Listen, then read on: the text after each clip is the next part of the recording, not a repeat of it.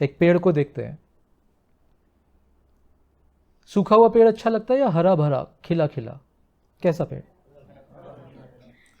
अभी आते ही सबसे पहले नज़र आप लोगों में से पूछता हूँ किस किस की पड़ी, इस ग्रीनरी में जिन पेड़ों पे फूल खिले हैं ऑरेंज कलर के, वो दिखे सबसे पहले? दिखे सबको? क्योंकि फूल खिले हैं उसके ऊपर। तो खिला पेड़ और जिसपे फूल खिले हों वो आनंद देता है सबको। यस। अब ये पेड़ खिला कैसे, इसमें इतने फूल कैसे है, इसका क्या राज है? सोर्स कोड क्या है इस पेड़ का? थिंक अबाउट इट, सोचिए, बताइए मुझे। इस पेड़ के खिलने, इसके फूल आने, इस पे फल आने में सोर्स कोड क्या है पेड़ का? Very good. What else? Source code क्या है पेड़ का? Very good. Drawing water from earth is one source of the tree's happiness. What else? The sunlight. Very good. शाबाश। ये जो सब आपने बोला ये विजिबल डोमेन में है, बट पेड़ का सोर्स कोड उसकी जड़ों में है। वो हमारे ख्याल में नहीं आता क्योंकि वो दिखता नहीं है, बट एक्चुअली सारा काम जड़ों में हो रहा है। जड़ नहीं होगी तो सनलाइट कुछ नहीं कर पाएगी, जड़ नहीं होगी तो हवा कुछ कर नहीं पाएगी। Source code is in the roots and roots are invisible, वो आपको पता ही नहीं वहां क्या हो रहा है। That's exactly how our lives are. जिसको हम आध्यात्म या स्पिरिचुअलिटी या ध्यान या इस तरह के शब्द बोलते हैं, that's nothing but our source code.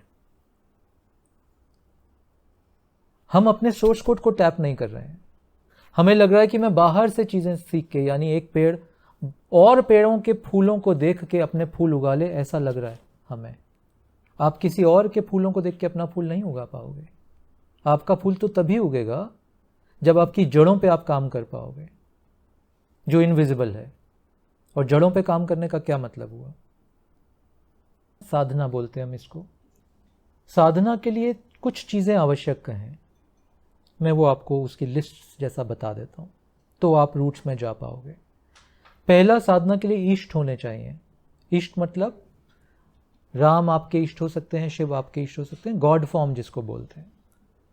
सो इष्ट is on the top. Everybody should have an इष्ट। आपके इष्ट होने चाहिए, पहला साधना में जाने का नियम। दूसरा, इष्ट के बाद गुरु होने चाहिए, ह्यूमन फॉर्म। That's number 2। फिर गुरु का एक और लेवल है, क्योंकि हमारे कुछ गुरु हैं जो शरीर छोड़ चुके हैं। नाउ गुरु लेवल 2, जो गुरु आज भी शरीर में है। तो गुरु दो तरह के चाहिए हमें, अशरीरी और जो शरीर में भी है। हाँ, ये साधना में उतरने का, जड़ों पे जाने का ये दूसरा तरीका। क्योंकि गुरु होंगे तो आप गुरु की वाणी सुनोगे, उस वाणी से आपको बल मिलेगा, उस वाणी से आपको मार्ग मिलेगा, तो आप जा पाओगे अंदर। तीसरा, गुरु के बाद आपको चाहिए सत्संग। तो गुरु ऐसे ना हो जिनके साथ आप मिल नहीं पाते हो। गुरु की परिभाषा, जिनके सत्संग में आप बैठ पाते हो। सत्संग मतलब ये जो भी हम कर रहे हैं। तो ये तीसरा नियम है जड़ों में उतरने का। और चौथा नियम, चिंतन मनन ध्यान, कि रोज मैं कुछ समय अपने ध्यान में बिताऊं, जिस तरह से गुरु ने मुझे गाइड किया, सजेस्ट किया। तो ये चौथा नियम फॉलो करके आप अपनी जड़ों में जाने लग जाओगे और जड़ों को आप बहुत नर्चरिंग पोषण दे पाओगे। तो ये 4 नियम हैं उसके। एक 5वां नियम होता है जिसको हम बोलते हैं संगत, संग। अभी जैसे हम सब बैठे हैं, ये संगत है। आप अकेले बैठोगे तो थोड़ा बल कम लगेगा, आप सब ऐसे मिल के बैठोगे तो बल बढ़ जाएगा। बल टू डू द साधना, साधना ध्यान करने का या